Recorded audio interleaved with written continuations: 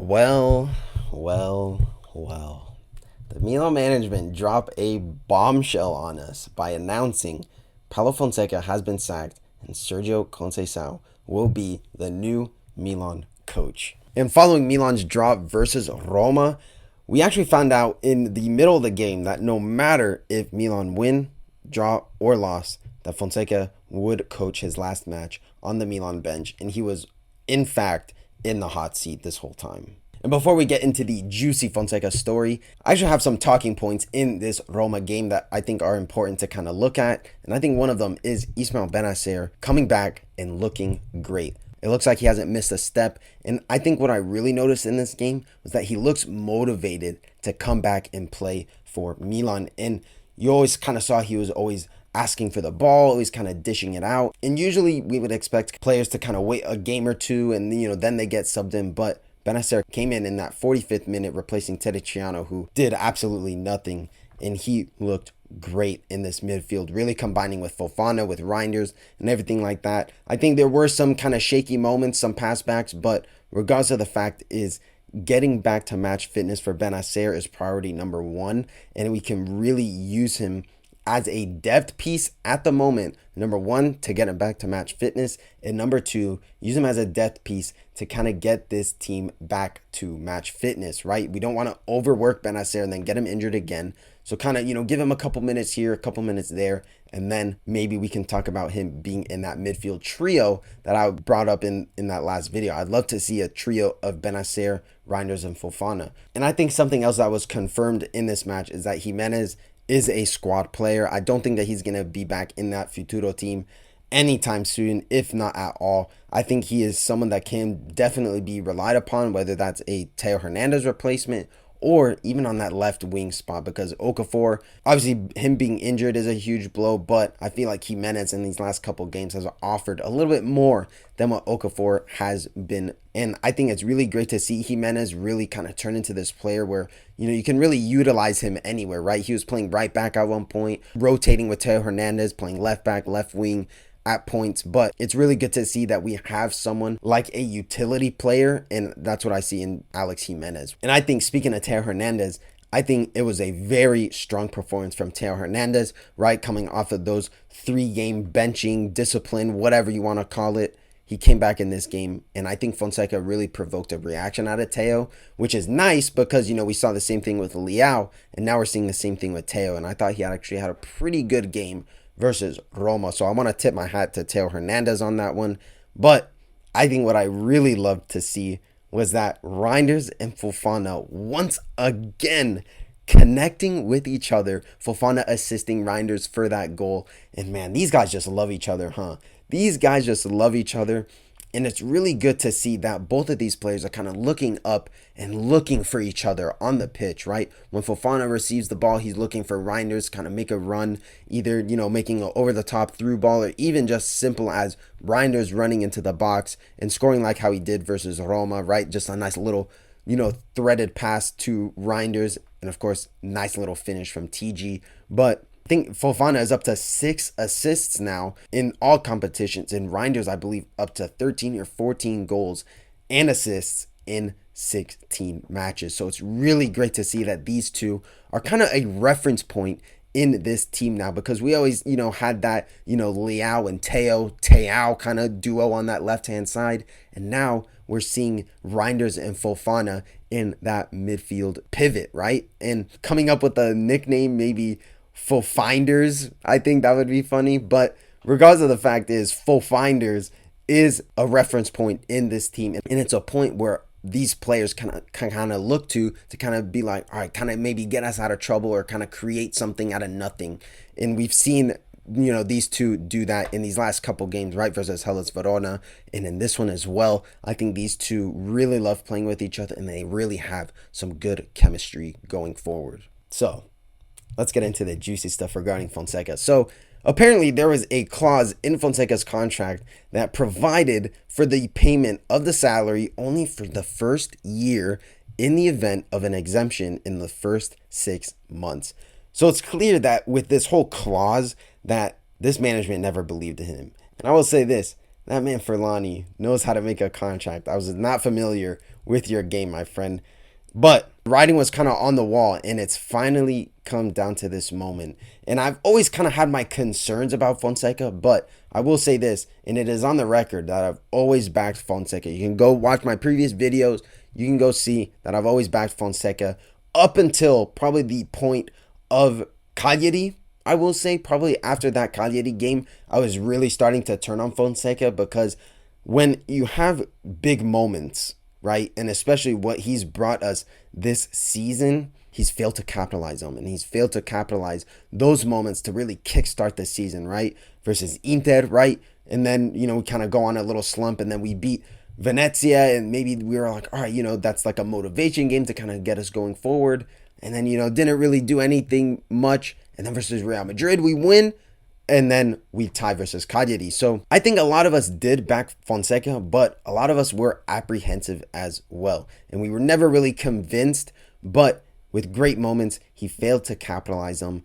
And I think with the failure to motivate this squad, it is hard for them to play for him. When you bench our best guys, I don't think it really wants to motivate other players to play for you. And when you single out players in the media as well, I just thought it was overall poor man management from Fonseca. Yes, he did kind of get the best out of Leao and Teo, but the way he went about it, I was not a fan of it at all. And if you kind of look at it tactically for me, I feel like in every single game, we came in with no game plan. It looked like we were a bunch of chickens with our heads cut off. And I said in the previous video, it looked like that this Milan team was playing in 2017, prime banter era, when we would just pass to Suso, see what he can do. Maybe Baca can, get us out of trouble. But that's what this Milan team was getting to. And it's now getting to the point where Fofinders gets us out of these tough moments versus Hellas Verona. Reinders bailed us out. And against Roma, Reinders gave us a point. Because without that, then we lose the game. And then Fonseca is really in the mud. But regardless of the fact is, people say that Fonseca was doomed from the start because he had no support in the transfer window and the lack of support from the management, which I disagree with, because the management was always open and honest about, we're supporting Fonseca, he's our guy, we're going to give him time, yada, yada.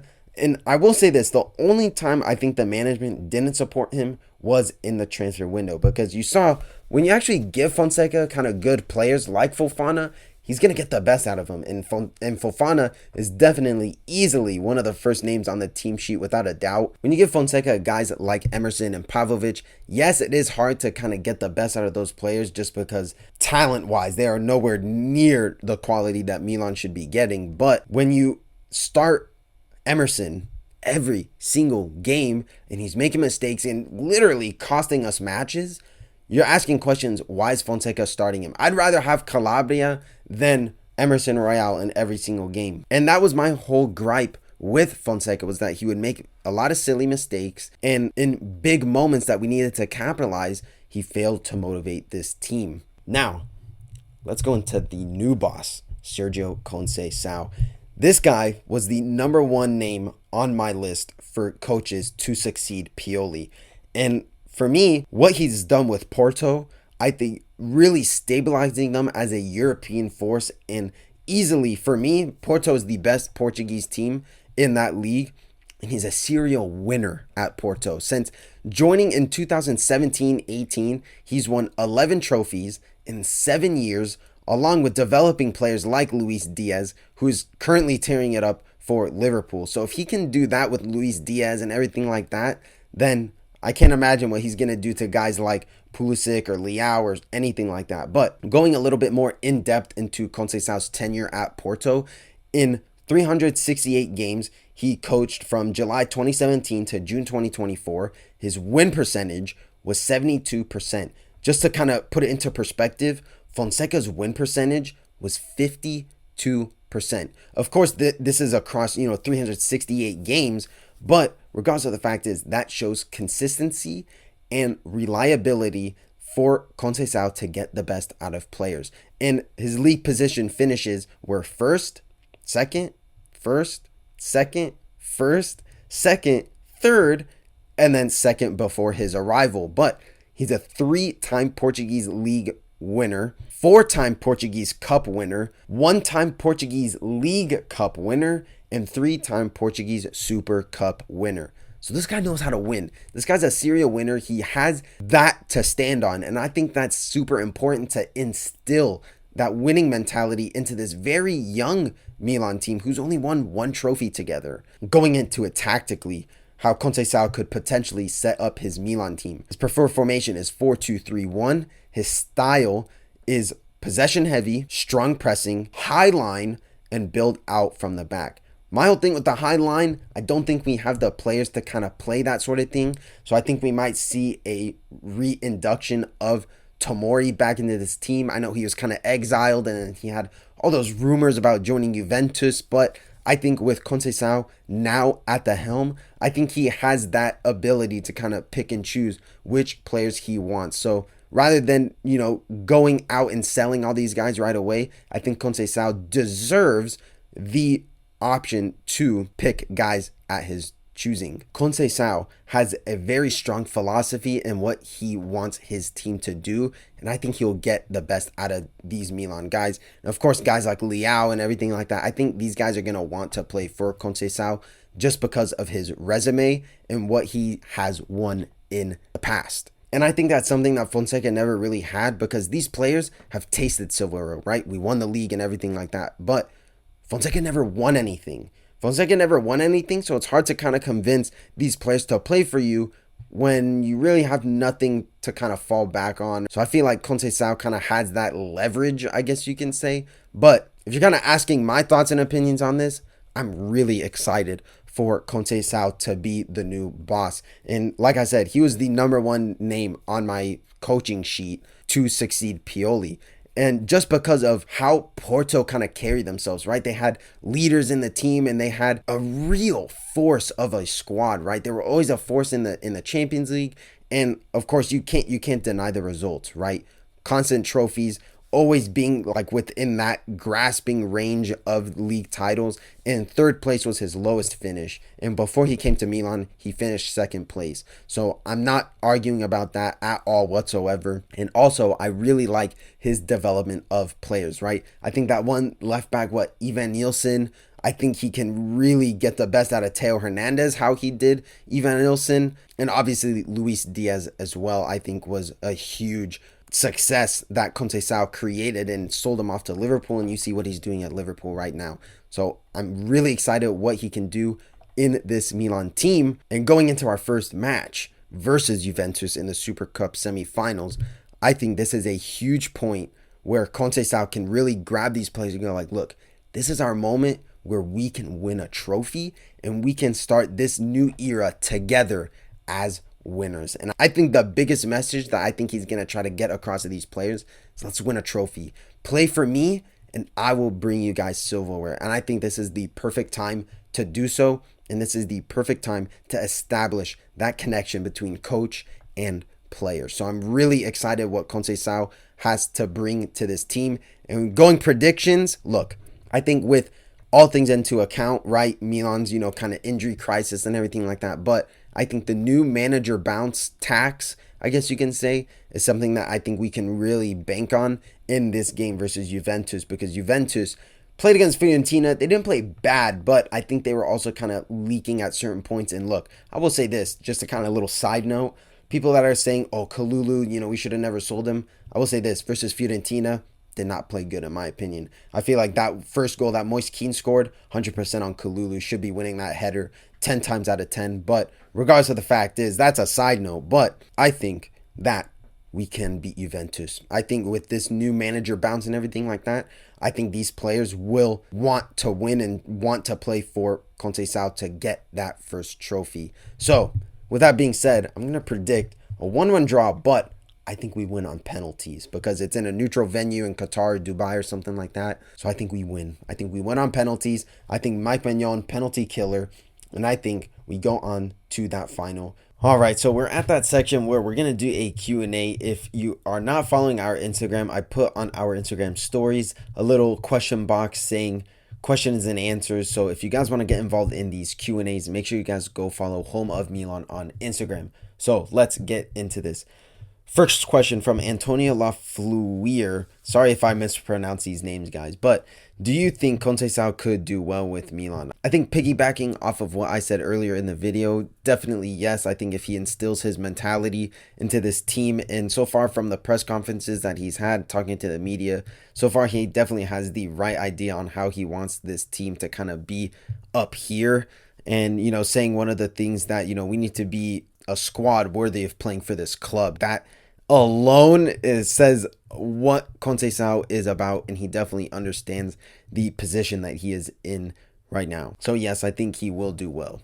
Next question, we got Kai Matt. Who is a better option, Samuele Ricci or Angelo Stiller? I do like Ricci a little bit better just because, he's Italian, he knows the league and everything like that. But Angelo Stiller is also a very interesting player. He kind of fits that profile of what Redbird and Moncada like to go for, kind of buy low, sell high. So I like Ricci better, so I hope we get Ricci, but I wouldn't be upset if Stiller does come. Next question from Sneakcap. Is the coach at fault or the management? For me personally, I'm going to put like at least 60 to 65% blame on Fonseca, because Fonseca many times definitely could have gotten the best out of these players, definitely could have gotten the best out of a lot of situations.